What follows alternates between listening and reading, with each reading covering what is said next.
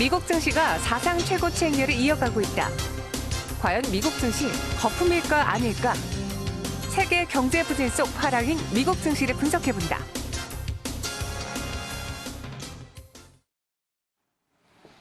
네, 지난 11월 말이죠. 27일 날 다시 한번 사상 최고치를 경신한 뉴욕 증시. 우리는 부럽게 쳐다보고만 있었습니다.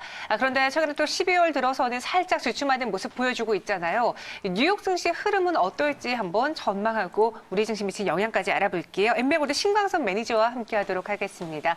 안녕하세요. 네, 안녕하세요. 네, 참 부러워요, 그렇죠? 뉴욕 증시가 이렇게 사상 최고치에 근접한 상황인데 그만한 지수의 흐름인지 우선 경제지표 통해서 지수를 짚어볼게요.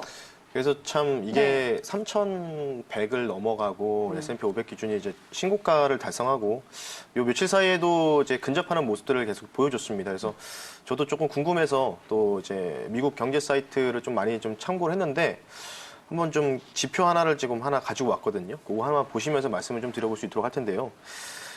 일단 지금 제가 발췌한 자료는요, 미국 상무부 이제 예하 산하에 있는 경제분석국이라고 하는데 BEA에서 이제 나오는 건데, 지금 이 BEA 대비한 부분들을 좀 보셔야 될 것 같아요. 그러니까 지금 소위 말해서 미국 상무부 경제분석국 데이터와 그리고 기업에 대한 이익률에 대한 비교 수치를 봐야 되는데, 지금 화면 나오고 있죠. 위에가 이제 파란색이 이제 BEA 가 아니고 기업의 자체적인 회계 법인에 맡긴 이 회계결산 보고서 관련된 기업 이익률이고요. 빨간색이 이제 그 BEA에서 객관적인 자료를 토대로 한 기업 이익에 대한 비교 수치를 나타낸 부분인데 굉장히 지금 이격이 많이 지금 만들어져 있죠. 그러니까 08년도 서브프라임 모기 사태 이후로에는 조금 이렇게 같이 이제 커플링이 진행이 되다가 지금 이제 자체적으로 내놓은 기업들 자체적으로 내놓은 비율이 굉장히 높다는 얘기겠죠. 그래서 그런 부분들이 있는데 어쨌든 지금 우하향으로 좀 곡선에 좀 꺾여 있는 부분인데 어쨌든 이런 부분들은 하반기 때 미중 무역 협상이 조금 시작이 되면서 미중 무역 분쟁이 시작되면서 전반적으로 기업이 감소했는데 어쨌든 간에 지금 우리가 실질적으로 봐야 될 부분들은 빨간색 맨 아래에 나와 있는 부분이죠. 그 부분들을 실질적인 미국의 기업의 이익률이라고 좀 보시면 될 것 같습니다. 네. 그러면은 미국 GDP 성장률도 한번 같이 체크를 해볼게요. 사실 미국의 GDP 성장률이 올라갈 것으로 예상되고 있고 또 11월 달에 나온 경제 지표가 좀 좋았기 때문에 이번 12월에 연준이 뭐 매파적인 목소리를 낼 수도 있다라는 분석까지 나온 상황이에요. 그만큼 지금 지표가 좋나요?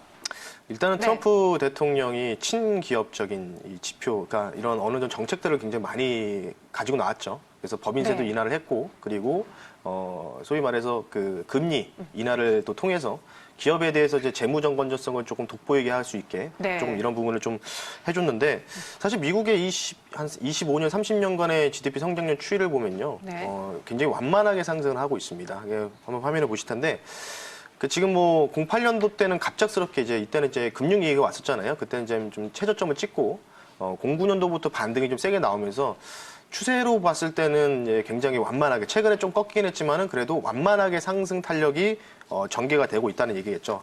결국 그 얘기는 뭐냐면 지금 사실 최근에 들어서 사실 조금 뭐 리세션 관련된 얘기들 많이 나오고 있는데 어쨌든 지금 트럼프 대통령이 그 미국 그 내부에서는 이런 경제적인 정책 그러니까 친기업적인 정책들을 굉장히 많이 내놓다 보니까 뭐 얼마 전에 또 애플이 좀 경쟁사가 있었다 보니까 애플에 대한 또 세금을 또 감면하겠다 뭐 이런 추진 소식도 나왔기 때문에 어쨌든 그러한 부분들이 좀 복합적으로 또 잘 나왔고 얼마 전에 또 고용 보고서도 거의 근 50년 만에 최고의 그 기록을 달성했잖아요. 그런 모든 부분들이 일단 트럼프 대통령의 이런 친기업적인 경제 정책에 힘입어서 이 GDP 성장률도 완만하게 지금 계속 상승하고 있다. 라고 좀 설명을 좀 드려봤습니다. 이와 함께 뉴욕 증시의 상승 배경에는 전체적으로 세계적인 기업들의 좀 실적이 안 나오고 있는 반면에 그래도 뉴욕 증시 상장된 기업들의 실적은 뒷받침을 해줬다라는 거였거든요. 어떤 쪽, 특히 어떤 섹터에서 기업들의 실적이 잘 나왔나요? 사실 지금 우리나라 증시를 이끌고 있는 그 종목들이 삼성전자, SK하이닉스잖아요. 대형주 위주인데 그러니까 IT 대형주들. 그러니까 미국도 똑같은 현상이 지금 발생을 하고 있다는 거겠죠. 그러니까 그런 부분들을 이제 자료를 한번 찾아보니까 지금 이제 뭐 빵주라고 이제 뭐 작년에 굉장히 핫했지만 빵주도 그렇고 뭐 전반적으로 이제 IT 테크 쪽이 굉장히 좀 강세를 보이고 있습니다. 그러니까 보시면 이제 인테크랑 이제 익스테크가 돼 있는데 좌측 이제 화면인데요.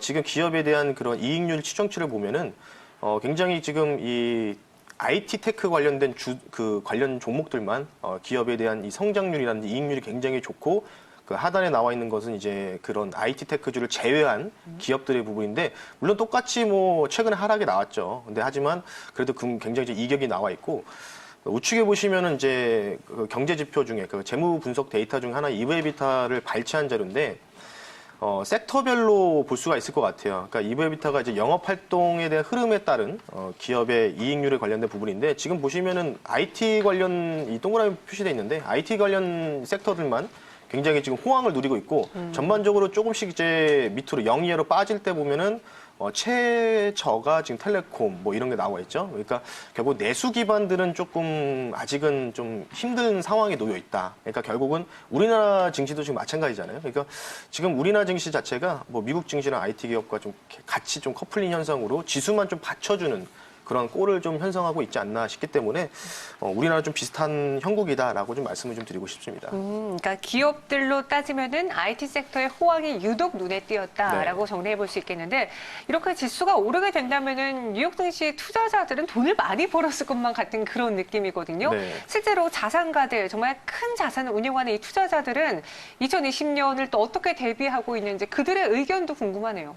사실 그래서 네. 세계적인 그런 투자자들이죠. 뭐 아시다시피 뭐 워렌 버핏이라든지 뭐 제프리 건드라크, 레이 달리오 뭐 이런 세계적인 투자자들이 있는데 얼마 전인가요? 2달 전에는 이제 워렌 버핏은 이제 현금을 최대 150조 원을 이제 확보를 했다. 그러니까 2달 전에 발을 뺐다는 얘기겠죠. 그러니까 네.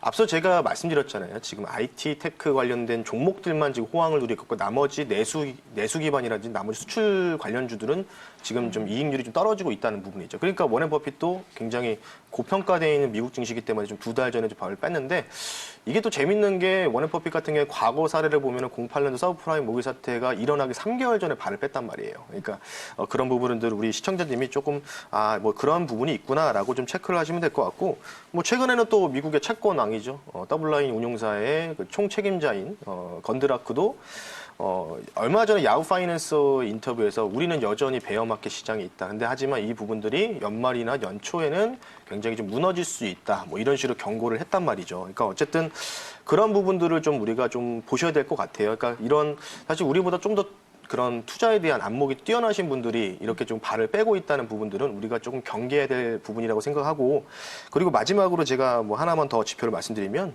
지금 이제 GDP 성장률 아까 GDP가 완만하게 상승이 나오고 있다고 했잖아요.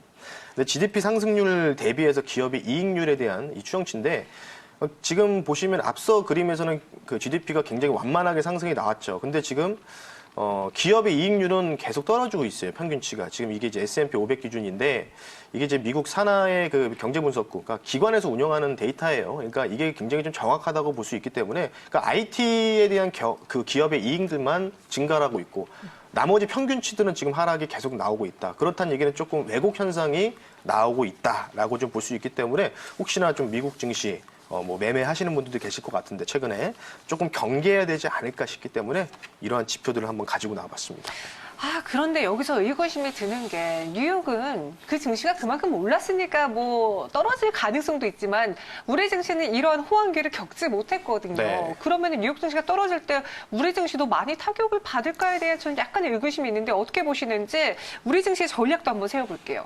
뭐 제가 계속 말씀을 드렸고 강조드렸던 부분입니다. 네. 아마 아시다시피 이번 주 일요일 날 빅 이벤트가 있잖아요. 그래서 15일 날 관세 시효인인데 네. 우리 시청자분들께서는 저는 개인적으로 권유해드리고 싶은 게 일단은 관세 시효가 남아있기 때문에 요거 보고 결정해도 늦지 않다고 저는 생각을 하고 있어요. 그리고 오늘 지수가 상승이 좀 나오고 있죠. 근데 보시면은 환율이 올라가고 있어요. 환율이 1,193원을 지금 다시 고가를 형성하고 있고 채권 가격도 약간의 지금 또 왜곡 현상이 나오고 있습니다. 그러니까 조금 이제 전문가로서 뭔가 이해할 수 없는 영역에 왔거든요, 지금. 그러니까 저도 지금 이해가 안 돼요, 지금 상황 자체가. 그래서 이런 왜곡 현상이 심화되고 있다. 그러니까 돈이 지금 어디로 갈지 모른다는 그런 측면인 것 같아요. 그래서 개인적으로 봤을 때는 15일까지는 우리가 현금을 좀 주고 있다가 현금은 이제 10월 이후에 관세 부과하는지 아니면 유예하는지를 보고 결정하셔도 늦지 않는다라고 말씀 좀 드리고 싶습니다. 네, 여전히 미국과 중국과의 그 싸움 안에서 우리가 또 피해를 보고 있는 증시인 만큼 이런 점들 조심하자라고 이야기했습니다. 네, 지금까지 신광섭 매니저와 함께했고요. 여기서 보내드릴게요. 오늘 말씀 고맙습니다. 네, 감사합니다.